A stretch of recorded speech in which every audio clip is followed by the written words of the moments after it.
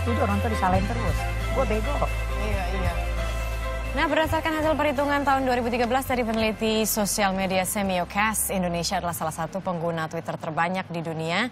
Selain Twitter, tentunya ada sosmed lain seperti Facebook, Instagram, dan sebagainya. Nah, pengguna ini dari berbagai usia, termasuk remaja. Ada sebagian remaja yang tahu cara menggunakan sosial media secara sehat, tapi ada juga yang tidak paham sehingga berdampak negatif pada kehidupannya. Apakah itu terkait cyberbullying, kemudian mengumpat di sosial media, bertengkar, hingga perilaku seksual yang belum sesuai usia. Nah, bagaimana bersosial media secara sehat pada remaja dan bagaimana peran orang tua? Terkait dengan hal ini, kita akan bahas dengan psikolog keluarga, Eli Risma. Selamat pagi, Bunda Eli. Pagi, Marisa, saya. Bunda Eli, hubungan yang sehat antara sosial media dan remaja itu seperti apa? Kita bilang remaja ini dari usia 8 hingga 18 tahun ya, Bunda. Ya, jadi ini mungkin Ibu luruskan dulu ya. Jadi pra remaja dan remaja. Soalnya pra remaja itu udah 7-8 tahun udah pra remaja. Sebab ada anak-anak yang kalau patokannya balik, dia baliknya di usia 9 sampai 11 gitu. Jadi udah krusial. Nah, dalam hal ini yang perlu sekali diperhatikan adalah bahwa anak-anak ini apabila dia udah masuk ke usia itu, dia sexually active. Yes, that's gitu. true. Ya. Jadi tadi pertanyaan Marisa, bagaimana hubungan yang sehat antara sosial media dengan remaja? Ya, pertama, yang diberikan kepada anak itu apabila dia untuk mengakses sosial media itu jelas tujuannya apa? Nah, jadi itu harus dirumuskan oleh orang tua dan kemudian disepakati dengan anaknya. Ya, kemudian ada batasnya. Jadi tujuannya dulu ya. Nah, ini soalnya di atas 70% orang tua memberikan fasilitas gadget dan semuanya kepada anaknya, nggak jelas tujuannya. Ya, dari situ dulu. Ini hasil riset kami ya. Oke. Kedua gitu loh, harus ada peraturan. Nah, jadi batas-batasnya ya. Kemudian ada bimbingan gitu ya. Terus kemudian ada harus masuk unsur agama juga gitu loh dalam menahan pandangan dan menjaga kemaluan pada saat dia menggunakan itu. Kemudian ada evaluasi, kemudian ada perumusan kembali gitu loh. Jadi kok ada evaluasi kan jadi ketahuan, misalnya kontrol website yang digunakan anak, kontrol kontaknya, kontrol lainnya, kontrol percakapannya. Ada beberapa hal yang mesti dikontrol oleh orang tua daily basis ya, setiap hari. Ya, ini kan ada tujuan, batas, bimbingan, agama, evaluasi, dan perumusan kembali. Kalau tujuan yang betul itu seperti apa? Ya, sekarang dia untuk apa? Ya, misalnya kan dia menggunakan gini, anak kita anak masa depan. Kita nggak bisa menidakkan sama sekali, tetapi kan kita harus bijak. Berteknologi. Nah, jadi untuk bijak itu harus dibuat kerangkanya tadi itu, gitu. Terus tadi maaf. Tujuan biasa nenek-nenek. Tujuannya berarti tujuan yang dianggap betul itu apa? Ya, Bunda? jadi pertama sekali untuk apa dia? Untuk membiasakan dia menggunakan ini, untuk dia biasakan mengetik lebih cepat, misalnya mencari informasi. Itu berarti bagus, ya? Berarti mencari informasi harus dibagi informasi yang kayak bagaimana. Ini digital literacy dan parenting ini kuncinya nih. Dua kata ini, artinya dalam bersosial media ini gitu loh, peran orang tua itu harus jelas benar. Nah, permasalahan besar di sini adalah satu, tidak semua orang tua mengerti tentang gadget dan teknologi. Yang kedua gitu loh, ini besar sekali sebab yang mengerti saja tidak sanggup mengikuti perkembangan anaknya, ya kan? Karena sibuk, karena kan urusan kita macam-macam. Ibu paham ya. Oleh sebab itu ibu nggak suka kalau di-blame orang tua terus. Ya. Nah, kedua gitu, 60% orang tua Indonesia lulus dan tidak lulus SD. Ya, yang sarjana aja belum tentu bisa mengikuti karena kita kan dia native gadget ya, kita yang imigran gadget. Enggak. Dan percepatannya luar biasa, luar biasa. Yang ketiga, jadi harusnya pemerintah mengayakan orang tua. Maksudnya mengayakan orang tua? Iya, memberikan informasi kepada orang tua. Ini dunia maya, ini peran Anda, ini yang Anda harus bisa lakukan dengan langkah-langkah yang sederhana dan bahasa yang sederhana. Kalau mereka sudah dibekali, lalu kemudian mereka tidak bisa menjalankan fungsinya, baru dong ini salahnya orang tua. Ini orang tuanya kayak begitu gitu. Jadi ini kacau balau gitu loh jadinya. Berarti kemudian harusnya gimana ya? Misalnya aku jadi anak nih Bunda, itu Bunda jadi orang tua. Terus aku punya nih sosmed lah, Twitter lah, Facebook lah, apalah semuanya. Cara mendidik anak itu agar bersosmed secara sehat tuh gimana? Ya tadi jelaskan tujuannya untuk apa. Kalau anaknya bilang iya biar trendy kan, maksud kamu trendy nak? Ya, biar aku connected yang lain. Iya, jadi batas connected itu kayak apa? Nah, jadi ada beberapa hal nih yang mendasar untuk sampai ke situ ya. Pertama, ini yang hilang dari parentingnya dulu ya, nanti baru ke literasi digital literasinya. Satu, anak tidak cukup mendapatkan attachment. Karena orang tanya, untuk apa sih anak bersosial media, taruh badannya dan segala macamnya kayak begitu, gitu. Kurang attach sama orang tuanya, kurang dapat perhatian, ya, kasih sayang, perhatian, pengakuan, ya, dan pujian. Itu 3P biar gampang ingatnya. Oke, attachment. Yang kedua, ayah tidak hadir dalam pengasuhan. Oke, itu penting sekali karena ayah lebih mengerti, ayah otak kiri, ayah bicaranya pendek-pendek, ayah tegas tapi penuh cinta, gitu. Yang ketiga, gitu. Oke, suka sepak bola nggak? Enggak. Ya. Suaminya suka nggak suaminya? Lumayan. Oke, apa kesebelasan favoritnya? Juventus. Oke, aku Barca. Manchester United. Alright, oke, Ibu Barca. Oke. Dan sekarang Marissa kipernya, Ibu kipernya juga. Oke. Apakah Ibu tendang bola dari gawang Ibu langsung ke gawangnya Marissa atau enggak? Enggak. Iya, kemana bolanya? Ke tengah lapangan. Iya, berputar-putar di kaki orang kan? Iya. Look, oke, main bola aja ada tujuannya. Orang-orang suka ngasuh anak nggak punya tujuan. Waduh. Ujungnya kemana ini anak ya? Tadi SD-nya keren, pakai jilbab, sekarang di sosmednya ngaco. Dan ibu bapaknya ikut-ikutan gitu loh. Kenapa? Nggak jelas tujuan pengasuhan. Keempat ya, komunikasi nggak benar. Komunikasi yang benar, baik dan menyenangkan itu akan membuat anak dan sininya berharga. Dan yang paling penting, kita membangun pada diri anak itu BMM. Ini mesti pakai kode semua biar gampang. Apa tuh BMM? Berpikir, kemampuan berpikir kritis, memilih dan mengambil keputusan. Jadi pada saat bilang, kan biar aku trendy. Maksudnya tren? Betul apa enggak? Kalau trennya kayak gini, foto-fotonya kayak begini, benar nggak? Untuk apakah ini mesti capai untuk popularitas apa untuk uang, benar nggak itu? Jadi nah, karena kalau dipergunakan kata pengawasan, kita nggak selamanya ada sama anak. Iya, berarti harusnya gimana dong, ya, Bunda? jadi makanya dibangun lewat komunikasi supaya bukan eksternal kontrol, internal kontrol. Berpikir, memilih, mengambil keputusan harus ada di dalam diri anak untuk dan atas nama dirinya. Jadi 4 ya. Kelima. Anak itu kalau udah dari kecil dipersiapkan dia menjadi balik, akil balik, puber, adolescent, terserah deh mau nama ini apa. Karena kalau itu nggak dipersiapkan seiring dengan 4 hal tadi, gebiauyah kemana-mana, dia bisa buka dirinya hanya untuk 1-2 juta rupiah, bahkan untuk 5.000 pulsa. Gitu. Jadi akil balik ini harus dilakukan oleh orang tuanya sebelum anak itu sexually aktif. Melalui komunikasi yang dekat tadi. Ya, semua tadi 4 hal ini. Dan khusus ini memang harus dibahas sendiri. Harus ada kurikulumnya. Orang tua tuh harus menyusunnya sendiri secara sederhana. Nanti kalau ibu bikin kurikulum, gitu lagi. Belum tentu cocok. Cocok. Yang keenam, agama atau ini boleh dulu letak-letak ini bisa diubah. Agama itu harus orang tuanya mengajarkan. Seperti apa, Bunda? Iya, ya harus percaya bahwa hidup itu nggak di dunia aja. Nanti ada hari akhir. Ya, kamu itu bukan hanya perlu menjadi baik, tapi juga perlu menjadi benar. I see. Oke, dan yang kamu lakukan itu benar nggak? Misalnya ada tokoh yang sekarang lagi populer itu, ibu nggak peduli ya tentang dia. Loh, kalau dia lakukan untuk dirinya sendiri. Tapi dia mempengaruhi jutaan anak dan sangat masif dengan semua kelakuan buruknya dan kata-kata buruknya, kata-kata kasarnya, ya. Nakal boleh tapi jangan bego, misalnya kayak begitu. Itu kalau, dan di mana tuh peran orang tuanya? Kelihatan banget nggak sih bolongnya? Wow. Ya. Dan yang terakhir itu digital literacy. Apa itu? Ya, sebelum kita ke situ, Bunda, ini ada Twitter yang masuk juga nih. Nanti kita akan bahas mengenai digital literacy. Oke, kita lihat ini apakah. Dari Noni J. Menjadi teladan yang baik sebab anak-anak adalah peniru yang handal. Jika orang tua menggunakan medsos dengan hal positif, anak-anak pasti demikian. Jadi kontennya Mbak Noni ini selalu isinya tuh positif begitu ya, maksudnya nggak ada yang itu. Itu benar ya, Bunda ya? Iya, Ibu mau tambahin sedikit. Boleh. Noni hebat ya, 1.000.000% setuju. Oke. Nah, ada kata yang perlu di situ yang adalah peniru. Yes. Okay? Karena prefrontal cortex di bagian anak untuk mengambil keputusan, mengetahui konsekuensi, mengontrol diri itu baru sempurna pada usia 25. Maka apa yang mereka lihat, mereka tiru.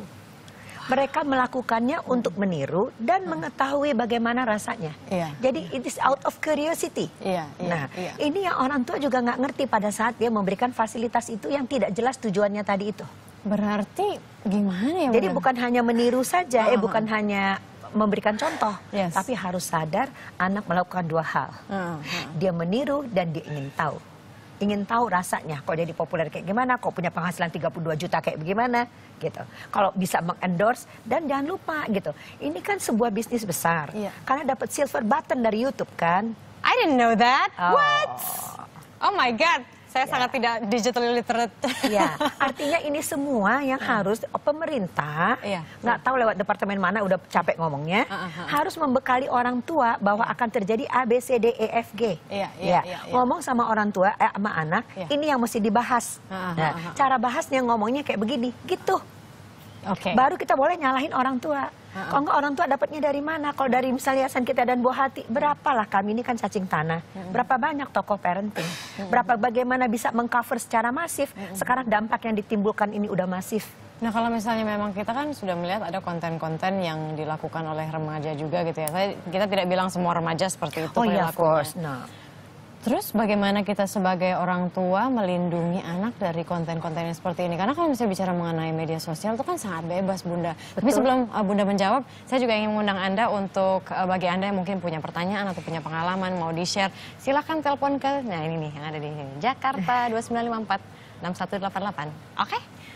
Itu gimana, Bunda? Ya, jadi tadi balik ke yang 7 hal tadi. Oh gitu. Iya. Nggak bisa sepotong-sepotong. Ini pun kami udah riset, kami akhirnya menyimpulkan ada 7 hal ini yang harus diketahui oleh para orang tua. Kalau orang tua? Jadi kaca aja untuk nengok kembali. Iya ya, gue ini masih kurang. Jadi ini gue mesti tingkatin ya.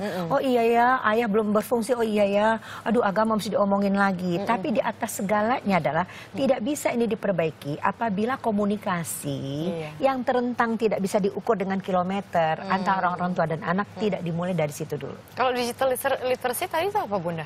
Ya, untuk memperkenalkan kepada anak, ya sosmednya itu apa saja, dampaknya apa saja, positifnya harus berimbang. Ya, positifnya apa, negatifnya apa. Lalu diadakan dialog, kalau begini gimana? Itu dalam rangka membangun internal control, membangun BMM tadi itu. Itu seminggu sekali, frekuensinya seperti apa, Bunda? Sangat tergantung sama kapan nyamannya orang tua dan kapan nyamannya anak, sehingga kita terus punya agenda. Oh ini belum ya diomongin, ini belum diomongin, oh ini belum dipantau ya. Jadi misalnya kita lihat, oh wow dia udah ikut-ikutan ya tokoh itu misalnya dalam beberapa cara gitu. Berarti kita mesti ngomong minggu ini juga. Tergantung anaknya juga gitu. Iyalah, makanya tergantung pemantauan. Nah sekarang siapa yang mau mantau? Ini kan anak-anak kita lepas nih over exposure dan tidak mengerti bahwa setiap dia udah meletakkan itu di dunia maya 100 tahun nggak bisa dihapus. Bener banget, itu dia yang menjadi pesan, salah satu pesan yang penting. Kalau gitu kan ada juga nih, ada cara nih Bunda, jadi orang tuanya itu bikin akun juga lah. Iya, udah berbagai gitu macam cara. Connected gitu kan. Iya, jangan pakai namanya dia. Oh gitu, Bunda? Iyalah, ketahuan. Di-delete lah. Really? Pakai nama orang lain, pakai gambar orang lain lah. Oh gitu, Itu Bunda? aja pun bisa dilacak sama anak-anak. Jangan lupa ya, mereka sejuta-juta % lebih pintar dari kita. Tapi itu sehat nggak sih sebetulnya, Bunda? Maksudnya kadang-kadang ada anak yang bilang, aduh mama, papa males banget sih stalking. Nah, dikuntitin gitu di sosial media. Jadi mungkin dia hanya followers yang nggak aktif gitu loh. Tetapi jadi dia bisa menginikan, nanti dia harus pikir cara. Jadi memang jadi orang tua, ini tantangan orang tua modern ya. Ya sekarang ini. Jadi harus banyak cara, harus banyak kiat, nggak pernah berhenti berpikir, jangan putus asa, dan selalu penuh harapan, anak gue going to be okay nanti suatu waktu. Berarti stalking itu nggak apa-apa ya, Bunda? Dengan kalau misalnya nggak di-approve, ya harus cara lain. Jadinya kan nggak jujur dong, Bunda. Itu kan juga nggak bagus. Iya, tapi kan kita kan ada white lie ya. Kita kan nggak berbohong. Iya. Kita bukannya nggak jujur, kita follower. Oke. Iya. Alright. Follower kan bisa siapa saja, jadi mesti didudukkan persoalannya. Oke, Iya. oke. Ini juga ternyata ada telepon nih Bunda. Halo, selamat pagi dengan Mbak Nina. Iya. Hai Mbak Nina. Ya, mungkin televisinya bisa dikecilkan biar nggak feedback gitu Mbak Nina. Terima kasih. Silakan kalau misalnya ada pertanyaan atau pernyataan ke Bunda Eli. Ya, Nin. Iya gini Bunda. Anak saya itu kelas 1 SMK gitu ya. 15-an. Terus Laki perempuan? laki Bu. Oke. Terus kebetulan kita bicara-bicara, terus dia keceplosan gitu ya, bahwa dia pernah nonton film orang dewasa gitu. Nah, Oke. Ya. jadi saya ini bingung harus nasihatinya gimana gitu. Oke. Iya. Itu aja Mbak Nina ya? Iya. Ya oke. Makasih ya Mbak Nina. Silakan Oke. Bunda. Pertama sekali harus dibicarakan dulu dengan ayahnya. Ya, tidak bisa ibu menghadapinya sendiri. Harus berdua. Nanti putuskan siapa jadi juru bicara. Sebaiknya harus ayah yang menjadi juru bicara. Karena anak ini anak laki-laki walaupun anak perempuan. Itu berilah waktu buat ayahnya pergi sama anaknya membahas ini. Nah, jadi terima kasih, harus bersyukur dulu bahwa anaknya udah berani ngomong, berarti hubungan ibu bagus sekali. Ya, terima kasih telah jujur. Terus kemudian yang keempat tanya, bagaimana caranya? Kapan kamu pertama sekali melihat? Kedua, bagaimana caranya? Tanya apa perasaannya? Terus apa yang kamu lakukan setelah itu? Maaf ya cepat karena waktunya juga terbatas. Apa yang kamu lakukan setelah itu? Terus kemudian kapan kamu melihatnya lagi? Ya. Apakah kamu pernah dulu sebelum kamu melihat ini kamu pernah melihatnya? Ya. Terus kemudian sampai kita tanya adalah apa yang kamu harapkan mama sama papa lakukan sekarang ini? Ya, untuk mengetahui dia perlu pertolongan apa enggak. Nah, ini disimpulkan untuk mengetahui ya satu, ya sudah berapa lama anak itu melihatnya. Durasinya dari pertama sekali melihat sampai terakhir. Misalnya dia lihat SD kelas 5 ya atau misalnya pernah melihat sekarang terakhir kali kemarin yang dikasih tahu sama temennya. Berarti kita harus tahu target mereka penyedia yang buruk-buruk itu pornografi itu ada 3. Pertama, anak kita mempunyai perpustakaan tentang pornografi di kepalanya. Kedua, kerusakan otak. Ketiga, pelanggan seumur hidup. Jadi untuk mengetahui berapa banyak itu kita bisa tahu dari tadi kapan kamu melihat pertama sekali, apa rasanya, kapan kamu melihat terakhir kali itu. Nah, dari situ barulah bapak dan ibu ya duduk lagi bermufakat apa yang harus dilakukan pada anak itu karena sangat personal, sangat individual. Nggak bisa saya diktekan secara umum gitu loh di sini dalam waktu yang sangat pendek. Jadi informasi itulah yang harus kita kumpulkan, tanya baik-baik sama anak, pelihara kedekatan, cinta kasih, perhatian, kontrol dan kebersamaan. Oke, ada lagi penelpon Tony dari Bekasi. Selamat pagi Pak Tony. Halo, Assalamualaikum. Ya, silakan Pak. Assalamualaikum Bu Psikolog. Saya Eli Pak. Ya, Bu, apakah saya bijak melarang anak untuk mendownload suatu permainan yang lagi booming ini, sementara mainan itu manfaatnya tidak ada untuk anak itu. Right, oke.